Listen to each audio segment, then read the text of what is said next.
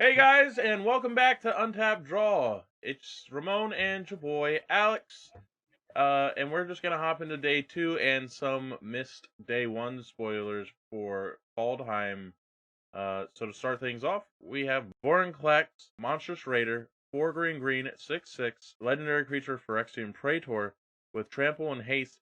If you would put one or more counters on a permanent or player, put twice that many of each of those kinds of counters on that permanent or player instead.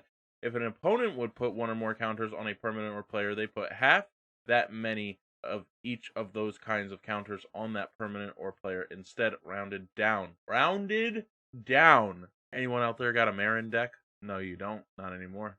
Any of you got a Mizzix deck? No, you don't. Not anymore.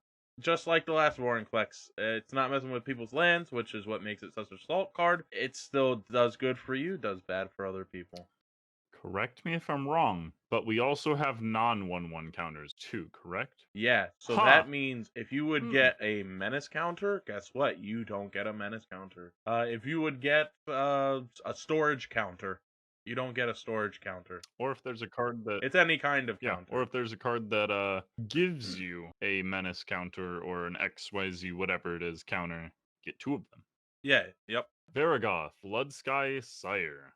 2 and a black. Legendary creature, Demon Rogue, with Death Touch, with the ability of Boast, 1 and a black. Target player searches their library for a card, and then shuffles their library and puts that card on the top. So it's tutor on your commander. Yeah, so Vampiric Tutor puts it on the top for 1 black, and in order to tutor with this card, it does cost 5 mana, but after Then it's that, just 2. Tutor every turn. Got a yeah, card in your deck you want? Cool, you're playing a mono black deck. in Kaldheim, Boast is a new mechanic. What Boast reads is that it requires the creature to attack. So before blocks are even, declared, you can pay your 2 and then you can tutor. But it does have to attack, and it can only do it once each turn. Boom, you can tutor for 2 mana. But it has Death Touch, so not a lot of people are going to be blocking this anyways. Yeah, this is Yeah, pretty and I good. feel like if you really want to double down on this creature, you make him either indestructible or unblockable. Next card is Tegrid, Goddess of Dread. 3 black, black, 4/5 legendary creature god with menace. Whenever an opponent sacrifices a non-token permanent or discards a permanent card, you can put this card from your graveyard onto the battlefield under your control. This goes in my Nicol Bolas the Ravager deck again, just like yesterday. It does. There's no reason for it not to. And then it has another side, where it's an sorry, where it's a 4 mana artifact. Tap, target player loses 3 life unless they sacrifice a non-land permanent or discard a card. And then it has activated ability 3 and a black, untap Tegrid's Lantern. This goes in any Golgari elf deck that focuses on untapping. It becomes an infinite combo. Way to go, Wizards, you did it again. You're just gonna rip cards from everyone's hand and then make them sacrifice all their non-land permanents And win the game. and win the game. Yeah, because you keep activating it and they just start losing life. Probably gonna be more of a slow burn, but a burn nonetheless. Fira, Judge of Valor, 2 white, black, black. Legendary creature, Angel Cleric. Flying with lifelink. Whenever you cast your second spell for each turn, look at the top 3 of your library, put 1 into your hand, and the rest in your grave. For white, black, that's a pretty good effect. Really, really strong if it was just 1 mana Oh, less. yeah. But yeah, for it being an uncommon, this is a great card. I really For like it. sure. Astika, God of the Tree, 1 green green, but don't let that fool you. Legendary creature god, 1/4 with vigilance. Tap, add 1 mana of any color. Other legendary creatures you control have vigilance, and tap, add 1 mana of any color. On the other side is a Wooburg card. So for Wooburg, it's a legendary enchantment that at the beginning of your upkeep, you reveal cards from the top of your library until you reveal a creature or planeswalker card. Put that card onto the battlefield and the rest on the bottom of your library in a random order. This is a planeswalker deck. This is a really nasty creatures deck. I'm probably gonna do planeswalkers that have like just the greatest ultimates of all time. Here's the thing: there's a stupid amount of cards that will double Oh, triggered yeah. abilities. That's how you Oh, build yeah, this for deck. sure. Most definitely. Ramp, Yeah, ramp, insane. ramp. On turn 3, hopefully, you get this card out.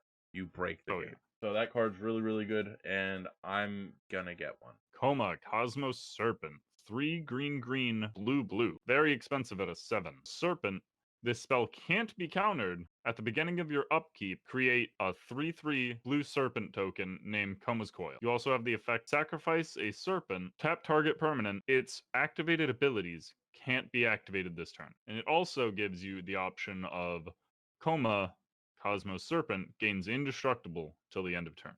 Yeah, that indestructible and that can't be countered is really the main thing that makes it any type of viable. I'm not super impressed by this card. I don't know why it's a mythic. Yeah, That's my I issue. don't.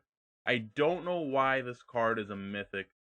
Please, someone in the comments, explain to me why this card is a mythic. I don't Hey, understand. you never know. In these coming days, could get something announced that could be nuts. I would, for its mana cost, I would almost make this an uncommon. Oh yeah, but I don't know. We could end up with some crazy support cards. I'm hoping so. Yeah, I am too. Because I don't like just seeing cards come out like this and then it's like, well, what does it do? Nothing. Yeah. Really. All right, last card we were talking about today is for Kolvori, God of Kinship. It's 2 green, green, legendary creature god, 2/4. As long as you control 3 or more legendary creatures, Kolvori gets +4/+2 and has vigilance. For 2 mana, you can tap it and look at the top 6 cards of your library.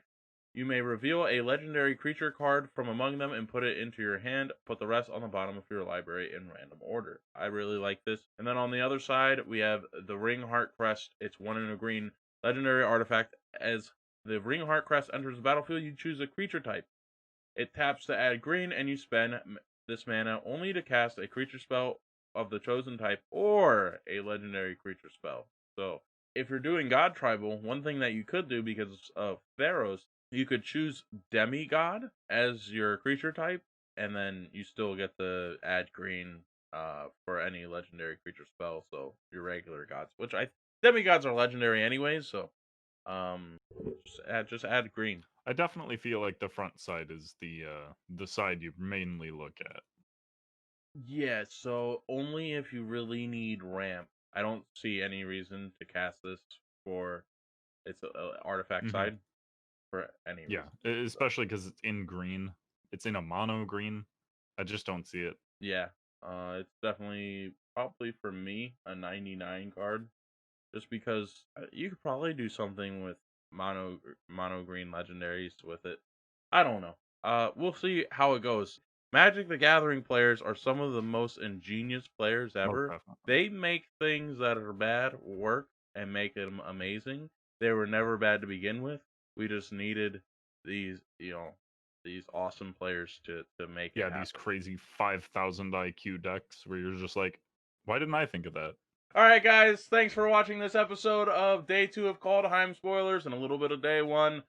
I'm Ramon. That's your boy Alex. Remember, untap and draw. Bye!